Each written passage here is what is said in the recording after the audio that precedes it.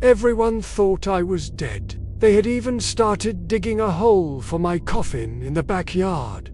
But I wasn't dead. I was very much alive. It was one of the hottest days of the summer, and I was outside playing with my friends. We were all sweaty and exhausted, so we decided to take a break and go home. As I walked through the front door, my mum was sitting on the couch watching TV. She didn't even acknowledge that I was there. I don't know why. I just assumed she was busy. I went upstairs to take a quick shower and get ready for bed. As I was washing my face, I noticed that my skin was really pale. I turned off the water and stared at myself in the mirror. That's when I realized I had a really bad case of anemia. I felt dizzy, so I sat down on the edge of the bathtub and tried to steady myself. I don't remember what happened after that. The next thing I knew, I was in an ambulance. I remember the paramedics asking me questions and me being too weak to answer them.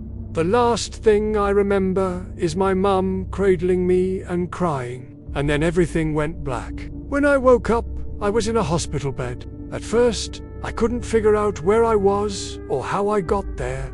Then I remembered everything. I tried to sit up, but I was too weak.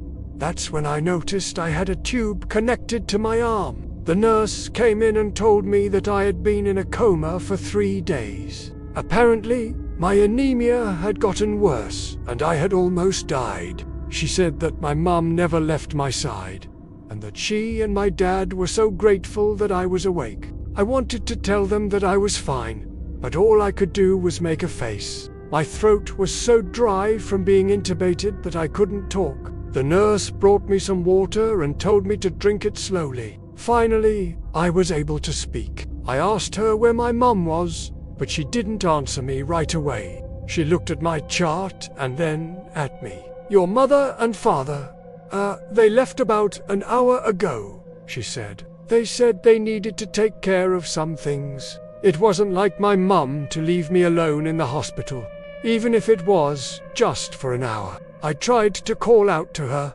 but my voice was hoarse from not being used in days. A single tear rolled down my cheek. That's when I heard the most shocking words. The nurse said, "I'm sorry, but your parents aren't coming back. You see, when you went into the hospital, they made the difficult decision to pull the plug. You were brain dead."